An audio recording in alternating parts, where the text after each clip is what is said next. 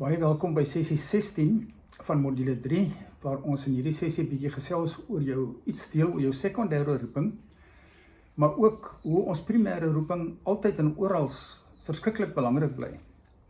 Nou ons het al baie oor gepraat dat ek glo ons primêre roeping bestaan daarin dat ons volgelinge is van Jesus Christus. Ons word geroep om hom te volg. En die gedagtes van Dirkie Smit wat sê dit is alles geleë in die aard en die karakter van God. Dat ons dit vind eintlik in die hart van God. Hoe God is, hoe God teenoor ons is. Sy barmhartigheid, sy omgee, sy liefde, sy gesindheid, wat ons duidelik sien in Jesus Christus. Dat dit so 'n belangrike deel van ons roeping is. Om te leer om toe te laat. Dat daardie gesindheid en hart van God en die liefde van Christus ook deel van ons lewens word. Dis die manier waarop ons in die wêreld ons menswees uitleef, met so 'n gesindheid, en dit getuig van wie God is. Want ons weet, in onsself is ons nie so nie. Ons is nogal redelik hard, veroordelend, krities. Ons maak maklik uitsprake oor ander mense. Ons kan baie maklik ander mense afskryf. En wat vir my ontstellend is dat baie kinders van die Here so maklik die Bybel kan gebruik as 'n wapen om ander mee aan te val. In plaas van om die hart van God daarin te raak te sien en te ontdek, word dit gebruik as 'n wapen om ander op hulle plek mee te sit. En dan dink mense soms dat hulle dit doen omdat hulle vir God moet opkom of vir hom getuig. Nou ek wil hier sommer 'n voorbeeld noem wat ek baie mee te doen kry. Byvoorbeeld as mense in die geselskap is waar iemand baie sterk taal gebruik en selfs die Here se naam uitelik gebruik, dan voel Christene baie keer maar is hulle plig om daardie ou nou tereg te wys en op sy plek te sit en te sê hy kan nie so praat nie. As jy dit nou gedoen het, as jy hom nou reg gehelp het, en hy hou dan nou op om voor jou so te praat, het sy lewe verander? Het hy 'n kind van God geword? Het hy enigstens iets van God se liefde en aanvaarding beleef toe jy hom tereggewys het? Sal hy nie maar dink jy's 'n beter mens as hy, en jy voel jy is nou hierdie hoë heilige wat vir ander kan sê hoe hulle moet lewe nie? Sien, om mense reg te help en op hulle plek te sit, is nie om vir hulle nader aan God te trek. Dis veroordelend. Dit skep afstand. So dit vra baie wysheid om te weet, hoe verteenwoordig ek vir God? Hoe tree ek met liefde op in 'n situasie?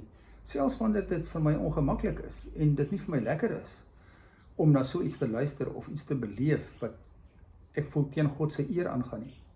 Baie keer sal mense byvoorbeeld sê, maar kyk net die moslems, hoe staan hulle op? Hoe hulle beklei as Mohammed se naam sleg gemaak word of wat ook al. Maar dis juist die punt. Christus is nie dieselfde as daardie voorbeeld van hulle nie. Christus is en was totaal anders. Hy het nie beklei nie, hy het nie geskree nie, hy het nie geraas nie. Hy het homself weerloos gemaak, broos, toegelaat dat hulle omvang en kruisig en verneder en moet hom spot. En dis die gesindheid van Christus, maar dit is die broosheid van sy liefde wat die wêreld verander, het en nog altyd verander. So dis baie belangrik om te onthou, ons is geroep om hom te verteenwoordig. En nie 'n waardestelsel nie, nie 'n stel reëls nie, nie die Bybel nie. Die Bybel is nie God nie. Daar is baie dinge, ons moet dit weet, mense, jy kan enige iets uit die Bybel regverdig of sê, as jy baie sterk daaroor voel, want jy kan 'n paar tekste gaan soek en jy sal tekste kry wat jou siening regverdig. Dit is wanneer ons met die Bybel werk. Maar as jy toelaat dat God met jou werk en jy ontdek wie hy is, dan het jy geen probleem, geen begeerte om die Bybel as 'n wapen te gebruik nie. Dan het jy net 'n begeerte en verlange om iets van God se hart en liefde met mense te deel. En dit is waarvoor ons geroep word. Dan noem ek ook in hierdie sessie iets wat jy kan oor nadink, dat dit wat ek nou beskryf het, is ons almal se primêre roeping. Dit geld altyd oral waar ons bevind, in die samelewing. Of dit nou by ons werk is, of dit by die sportveld is, of dit in 'n sosiale vriendekring is. Daar is ons verteenwoordigers van God. Om iets van die hart van God met mense te deel. Maar dan is dit so dat God dikwels vir ons 'n sekondêre roeping het, wat saamhang met ons gawes, ons persoonlikheid, dit waarmee ons goed is. Dat God ons wil gebruik in areas waar ons goed is om iets te doen, waar ons dit geniet om dit te doen. En daardie sekondêre roeping, die uitleef daarvan, het ek agtergekom, dat baie mense eintlik spontaan beland daar waar hulle moet wees. Omdat hulle keuses maak rondom hulle beroepe, wat saamhang met hulle voorliefdes, dit waarvan hulle hou, dit wat hulle gawes is, dit wat hulle sterkpunte is.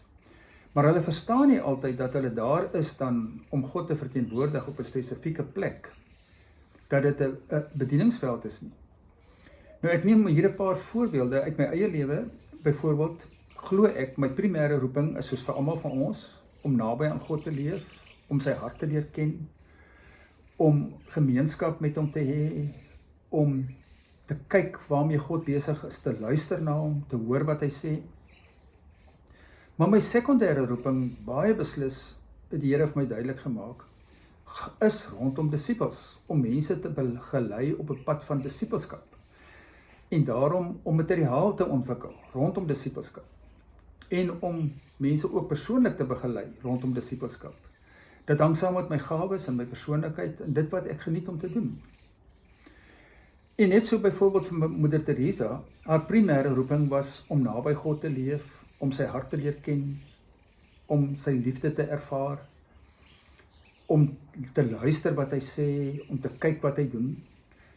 Maar haar sekondêre roeping was, soos wat sy self sê, het God vir haar gewys, om sy onsigbare liefde te gaan deel met die armste van die armes. En dit het sy gevoel, God vir haar wys, om daar in die strate van Calcutta te gaan. Daar het dit begin en dit het uitgekring. En dit hang saam met haar gawes en haar persoonlikheid. En dit sy op 'n baie unieke manier gedoen.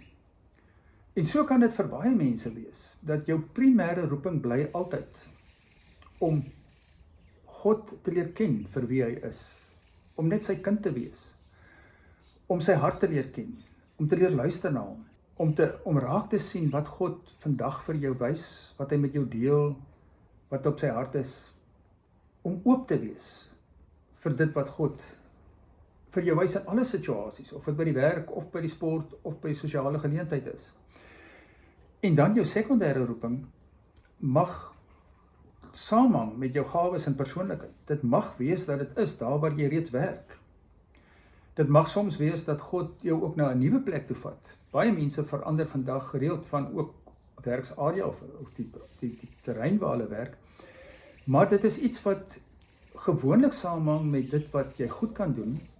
En jy weet, ons het vir jare lank gedink is maar net dominees wat geroep is, miskien onderwysers, dokters of wat ook al, wat nou 'n spesifieke roeping ontvang om so iets te gaan doen. Maar nee, God roep al sy kinders.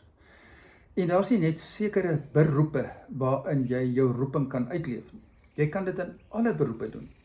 Solank as wat jy verstaan hoekom jy daar is en waarom God jou daar geplaas het.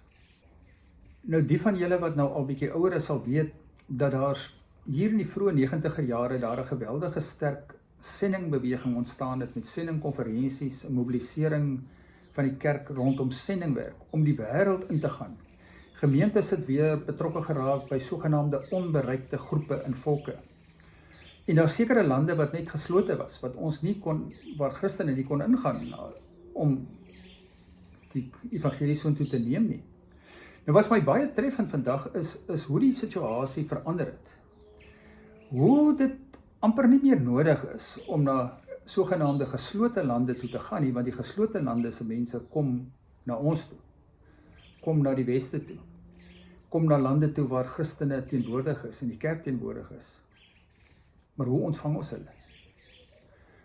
Sien ons dit as 'n geleentheid of sien ons dit as 'n bedreiging?